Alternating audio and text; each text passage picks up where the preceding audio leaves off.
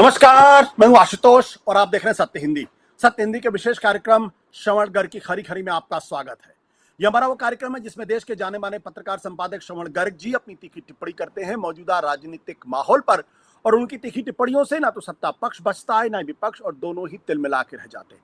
आज फिर मुखातिब होंगे श्रवण जी और उनसे जानेंगे देश में इस वक्त चल क्या रहा है, देश की इस वक्त चुनौतियां क्या हैं, और जैसा मेरा स्पष्ट तौर पर मानना है कि देश एक बहुत बड़े अप्रत्याशित संकट के दौर से गुजरता हुआ दिखाई पड़ रहा है। एक तरफ हम विदेश नीति की चुनौतियों से जूझते हुए दिखाई पड़ रहे हैं, बड़ा संकट है। जिस तरीके से अमेरिका भारत के साथ व्यवहार कर रहा है, जिस तरीके से भारत को चीन के पास जाने के लिए मजबूर होना पड़ा है, वो एक बड़ा संकट है। दूसरी तरफ राजनीतिक परिदृश्य इतना विषाक्त और विभाजित हो गया है कि लग ही नहीं रहा है कि ये वही भारत का लोकतंत्र जिसमें लोग एक दूसरे की आलोचना तो करते थे लेकिन एक दूसरे के प्रति दुश्मनी का भाव नहीं रखते थे। राहुल गांधी के आक्रामक हमलों के बाद सरकार या तो सकपकाई हुई सी लग रही है या फिर घबराई हुई सी लग रही है। इतना आक्रामक विपक्ष पिछले कई दशकों में, या कह लूं कम से कम पिछले 10-12 साल में तो मैंने नहीं देखा। जबरदस्त तरीके से आक्रामकता इस वक्त दिखाई पड़ रही है और यात्रा के दौरान उनको समर्थन भी मिल रहा है। तीसरा है, खुद भारतीय जनता पार्टी के अपने विचार परिवार की तरफ से उनको चुनौतियां मिलती हुई दिखाई पड़ रही हैं।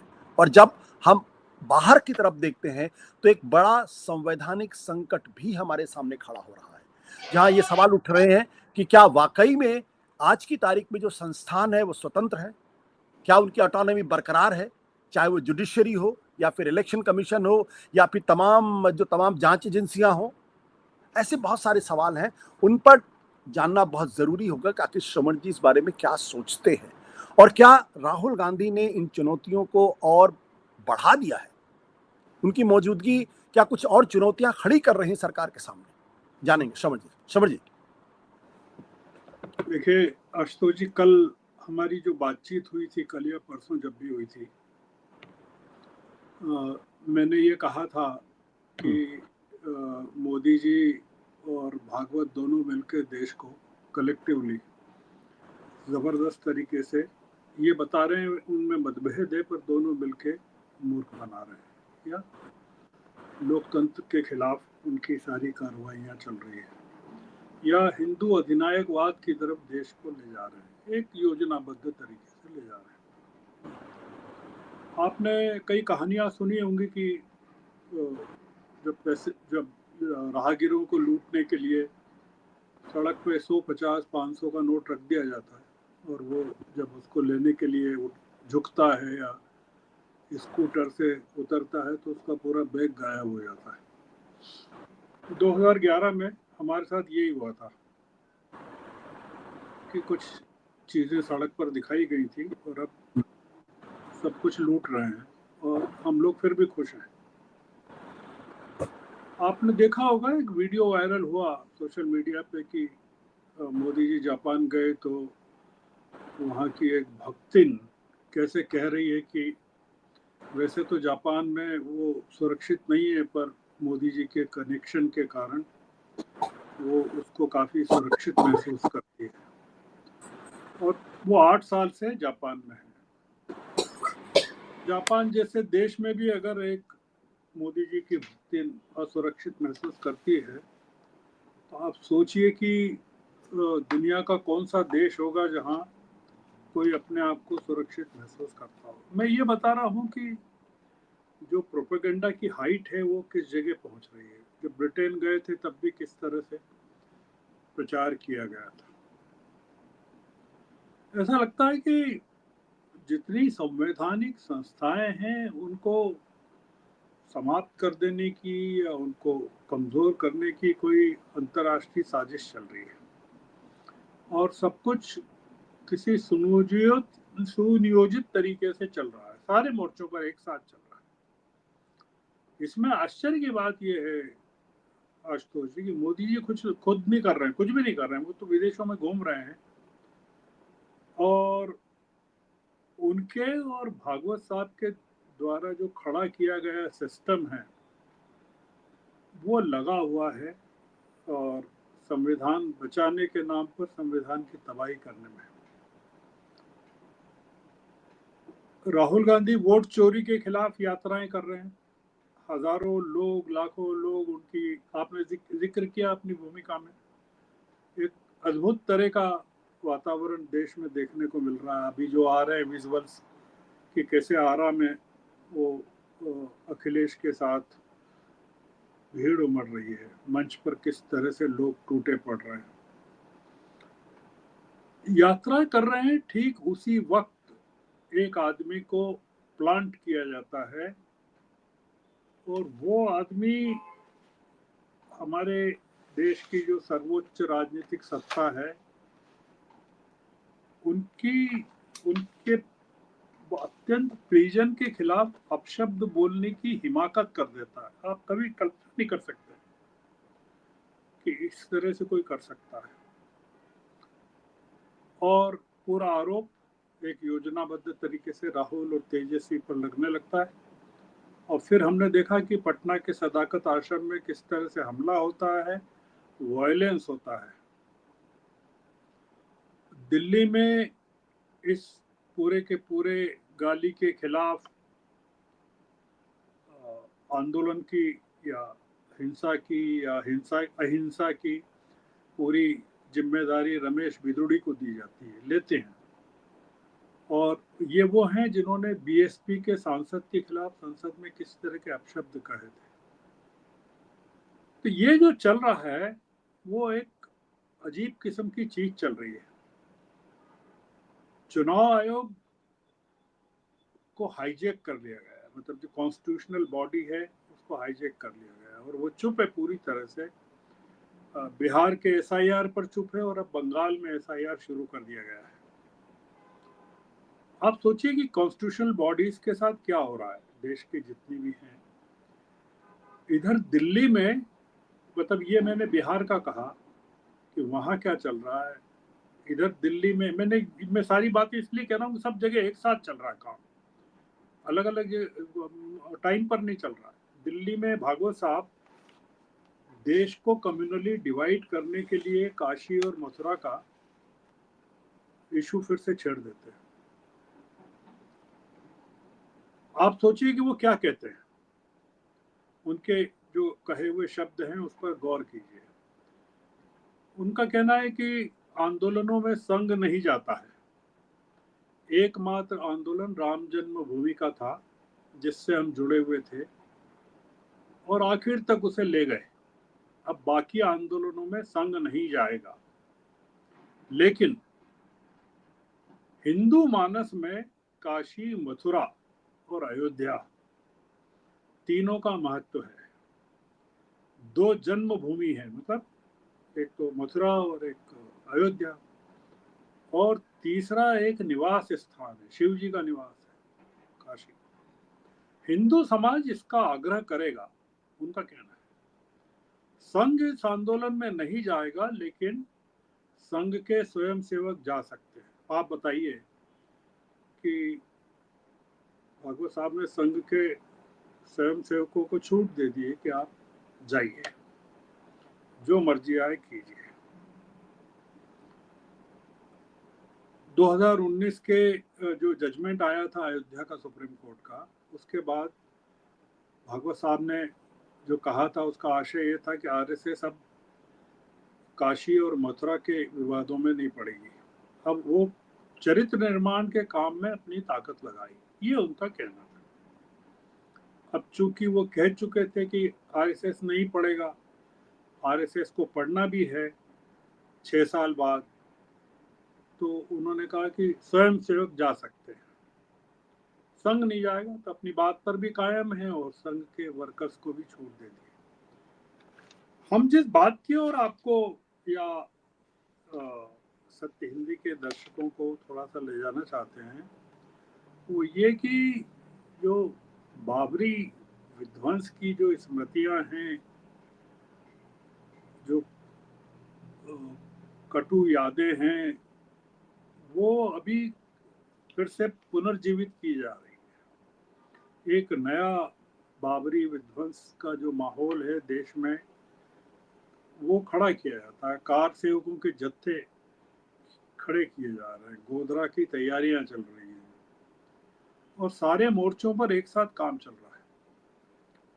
आपने देखा, हम लोगों ने चर्चा की, काफी डिटेल में चर्चा हुई कि संसद का मानसून सत्र समाप्त होने वाला था, उसके ठीक 2 दिन पहले 130वां संविधान संशोधन विधेयक लाया गया। विधेयक क्या है, उस पर बहुत सारी चर्चा हो चुकी है और बिल्कुल सिंपल सी है कि अगर जांच एजेंसियां किसी को गिरफ्तार कर ले, चीफ मिनिस्टर हो, मंत्री हो या प्रधानमंत्री हो, किसी आरोप में जिसमें 5 साल से ज़्यादा की सज़ा का प्रोविज़न हो, तो उसकी चीफ मिनिस्टरशिप या मंत्री पद या प्रधानमंत्री पद 31वें दिन अपने आप समाप्त हो जाएगा। 30 दिन तक अगर उसको जेल में रहना पड़ता है, no trial, no chargesheet, no verdict, ये सब हो जाएगा। हम देख रहे हैं, आपने देखा ही होगा केजरीवाल साहब का जो नया बयान है कि राहुल गांधी और सोनिया गांधी को नेशनल हेराल्ड केस में जेल क्यों नहीं भेजा जा रहा है, ये केजरीवाल कह रहे हैं।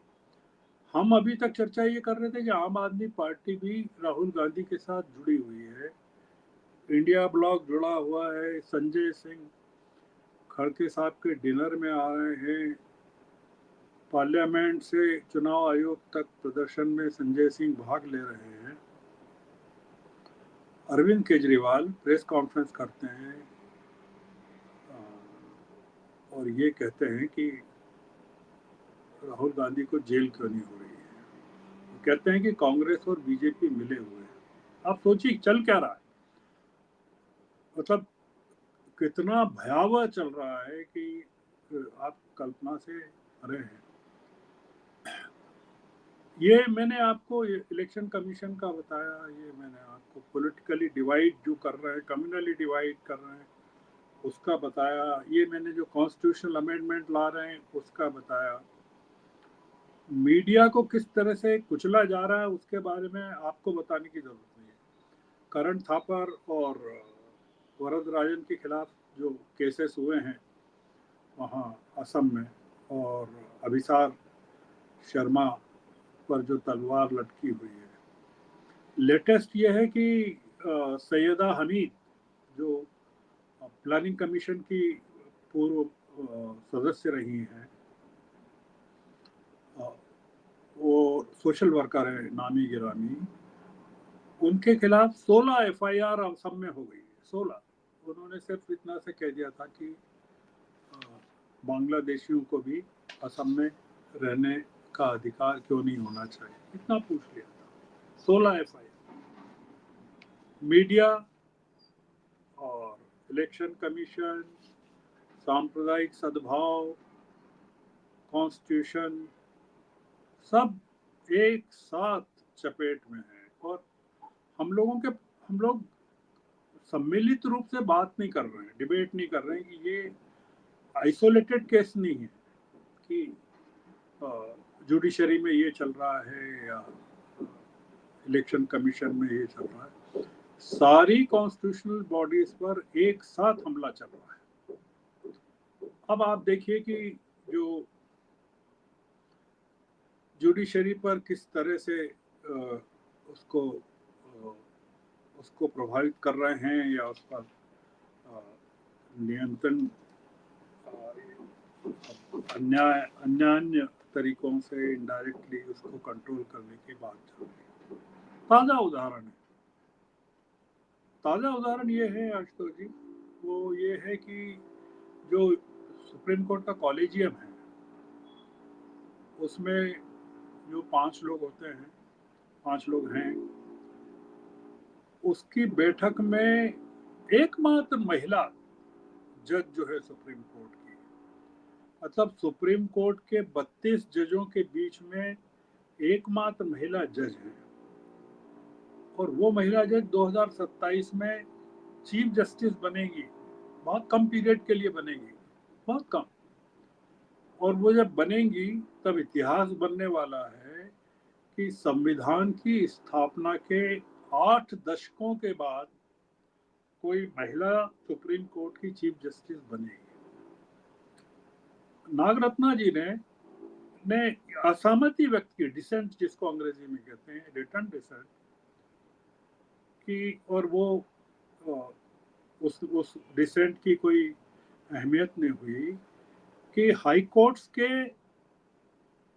56 जजों की सीनियरिटी की उपेक्षा करते हुए और उनको लांघते हुए, वरीयता को, सीनियरिटी को लांघते हुए, पटना हाई कोर्ट के जो चीफ जस्टिस थे विपुल मनुभाई पंचोली, उनको सुप्रीम कोर्ट का जज बना दिया गया। राष्ट्रपति के यहाँ से आदेश भी हो गया, उनको शपथ भी हो गई, उन्होंने काम भी संभाल लिया और उनका नाम रोस्टर पे भी आ गया और वो सुनवाई भी कर रहे हैं। और नागरत्ना जी का कंसर्न न सिर्फ ये था कि ये 56 जजों की सीनियरिटी का मामला था, उनका एक कंसर्न ये भी था कि जस्टिस पंचोली को 2023 की जुलाई में गुजरात से पटना स्थानांतरित किया गया था या हुए थे, और 20 साल से वहीं थे, गुजरात में थे।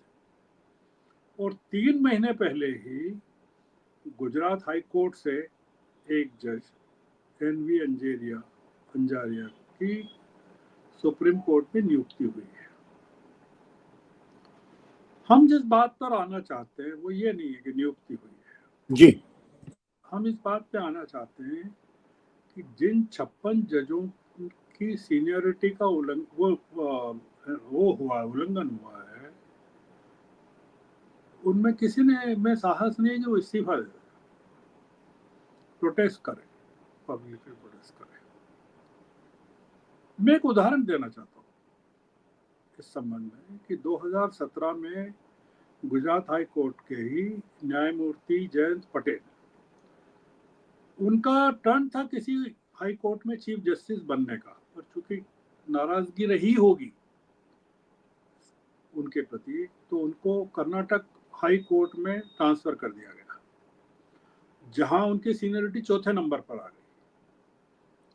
जब वो 2019 में फिर सीनियर हुए चीफ जस्टिस, हाई कोर्ट के चीफ जस्टिस बनने को, तो उनको इलाहाबाद हाई कोर्ट भेज दिया गया, जहां फिर से उनकी सीनियरिटी चौथे नंबर पर आ गई। उन्होंने रिजाइन कर दिया। मैं देश की जानकारी के लिए सिर्फ कहना चाहता हूँ, क्योंकि मैं उस समय काफी पॉलिटिकली एक्टिव था 1973 में, इंडियन एक्सप्रेस में जी, काम करते थे हम लोग। 74 में शुरू किया, पर जुड़े रहे 73 से। 3 जजों की सीनियरिटी का उल्लंघन करते हुए इंदिरा गांधी की हुकूमत ने AN रे, आदित्यनाथ रे को सुप्रीम कोर्ट का चीफ जस्टिस बना दिया था। तो तीनों ने, सुप्रीम कोर्ट के जजों ने त्याग पत्र दे दिया था। हिस्ट्री है। और ये जज थे JM शेलट, KS हेगड़े और AN ग्रोवर। मुद्दा ये था आशुतोष जी कि केशवानंद भारती केस, जो कि बहुत ही अद्भुत केस है और संविधान के प्रोटेक्शन के सिलसिले में, संविधान के फंडामेंटल जो बुनियादी ढांचा है उसमें छेड़छाड़ की जा सकती है कि नहीं, उसमें न्यायपालिका की सुप्रीमेसी को कायम रखने वाला जबरदस्त फैसला है, जिसमें पार्लियामेंट को अधिकार नहीं दिया गया। राय साहब ने माइनॉरिटी जजमेंट लिखा था, उसमें उनको चीफ जस्टिस बना दिया, क्योंकि इंदिरा गांधी जी नाराज थी कि ये इन्होंने 3 लोगों ने ऐसा क्यों किया। हम अपनी बात को समाप्त करते हैं इस बात के साथ कि मुद्दा एक नहीं है। हम लोगों की नजर शायद बिहार पर ज्यादा है, दिल्ली पर नहीं है। हमारी नजर दिल्ली पर होगी तो हमारी नागपुर पर नहीं है, हमारी नागपुर पर होगी तो हमारी सुप्रीम कोर्ट पर नहीं है, सुप्रीम कोर्ट पर होगी तो हमारी असम पर नहीं है। सब जगह एक साथ, जिसको कहते हैं ना कि ऑनस्लॉट, हमला संवैधानिक संस्थाओं, हमला हमला चल रहा है। और देखिए, बहस ये हो रही है कि जो जीडीपी के आंकड़े अखबारों में दिखाए जा रहे हैं, आज के अखबारों में हेडलाइन देख लीजिए कि जो 5वां क्वार्टर है उसके जो आंकड़े हैं वो कैसे अद्भुत हैं। हम लोग एक नए संसार में देश को ले जा रहे हैं।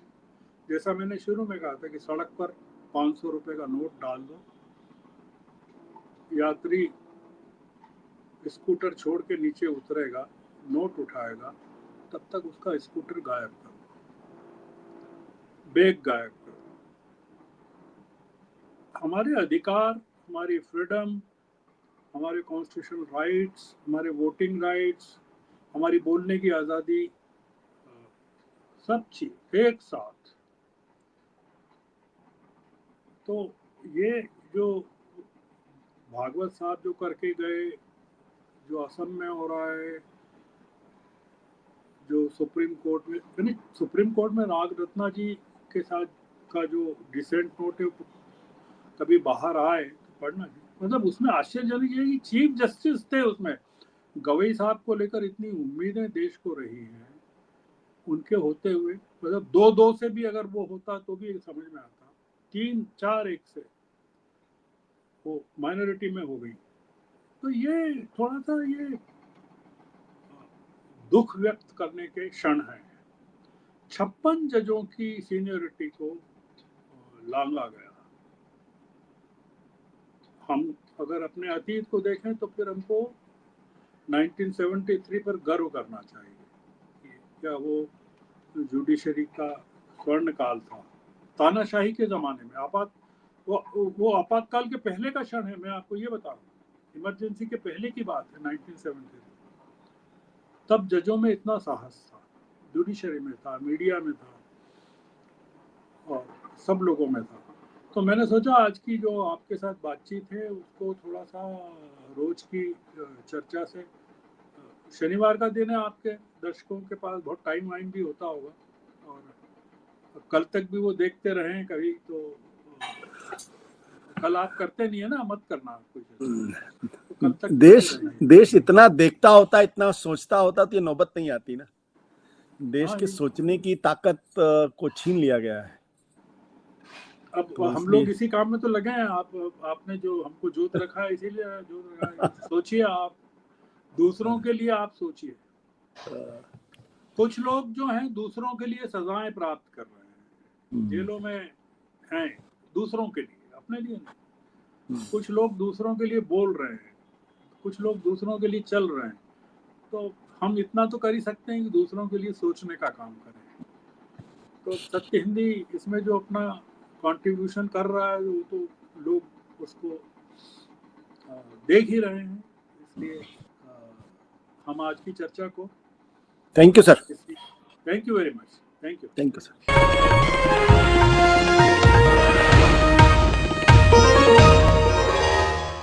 Copyright disclaimer under Section 107 of the Copyright Act 1976. Allowance is made for fair use for purposes such as criticism, comment, news reporting, scholarship, and research. Fair use is a use permitted by copyright statute that might otherwise be infringing.